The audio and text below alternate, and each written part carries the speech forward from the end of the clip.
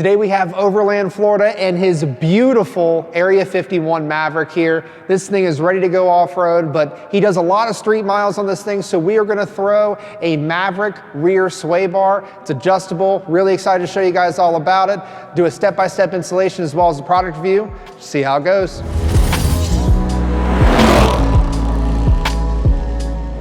Here we have the Steeda adjustable rear sway bar fitting your 2020 Plus Ford Escape all-wheel drive, Bronco Sport, and Maverick all-wheel drive. If you're looking to change the dynamics of how your vehicle handles, especially when it comes to understeer versus oversteer, this is the way to do it. When it comes to SUVs and trucks, you may not think about things like lowering springs or sway bars, but at the end of the day, these are parts that changes how the vehicle drives, especially on vehicles like the Maverick, the Bronco Sport, or the Escape, where they're tuned inherently for understeer. By swapping out your rear sway bar, you're going to bias that center of gravity more towards the rear when it comes to roll stiffness of the vehicle. You're going to have a lot more of a neutral feeling when you're driving the car or truck. At the end of the day, the Escape, the Broncos, honestly, whatever vehicle you were driving, you want it to be fun, right? So with that, by stiffening up the rear roll stiffness of the Maverick, the Bronco Sport, or the Escape, you're gonna have a more pleasurable driving experience because the car is gonna feel a lot more neutral as it corners. Now let's talk about the Maverick. With the Maverick, you're gonna have a load in the back, much like we see in Overland, Florida's truck in this video, where he has nearly 500 pounds of gear in the back of his truck. By stiffening up the rear sway bar, you're gonna handle that inherent body roll because the center of gravity is that much higher in the rear of the vehicle simply because he has all that stuff in the back. By adding the rear sway bar and having that adjustability in the bar itself, you can adjust how stiff or how soft you want the bar to be over stock and get rid of some of that sway you're gonna get as you're handling on the road or even off-road. In some cases, the Bronco Sport, Escape, or Maverick could have a trailer hitch on the back. This owner has the 4,000 pound tow package on his Maverick, which means he could be towing up to 4,000 pounds going down the highway.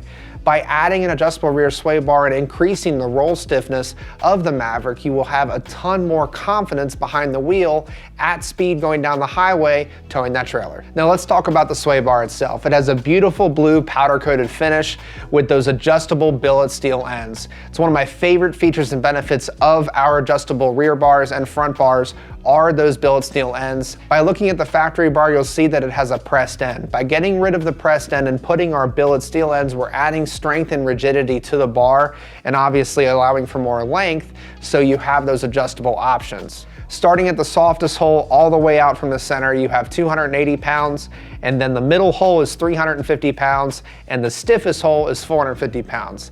Depending on what you're doing with the vehicle, whether you have a load in the back, you tow regularly, you like corner carving in your Escape, regardless, you have the options there to suit your needs. With that said, the Steeda sway bar is engineered and manufactured right here in the USA out of our Valdosta, Georgia facility. It features a lifetime warranty, so if you have any issues with it, please do not hesitate to reach out to our talented sales team. Aside from that, we're going to kick it off with the installation.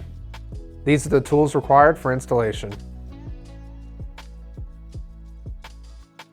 Get your Maverick up on a set of jack and jack stands or on a car lift and remove the rear wheels.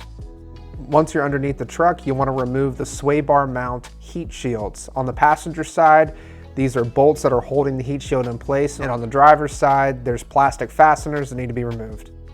Once the heat shields are removed, you can begin loosening the sway bar mounts.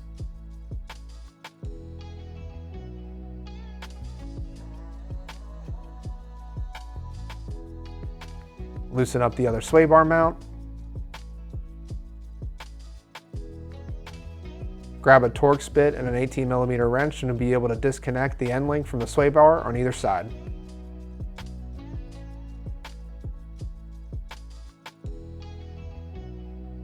In some cases, you may need to remove the drive shaft in order to install the rear sway bar on your Maverick. Be sure to use a permanent marker and mark the orientation of the drive shaft before you disconnect. Go ahead and begin loosening the drive shaft bolts. Once you have the bottom half of the bolts loosened and removed, you'll need to work on the top half. An easy way to do this is hop inside the truck, pop it in neutral, and obviously it's on jack stands or on a lift, so be careful, but everything will move freely and you'll be able to spin the drive shaft to get access to the bolts on the other side.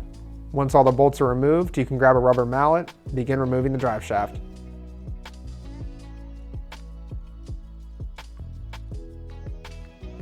Once the drive shaft is out of the way, the sway bar comes out super easy.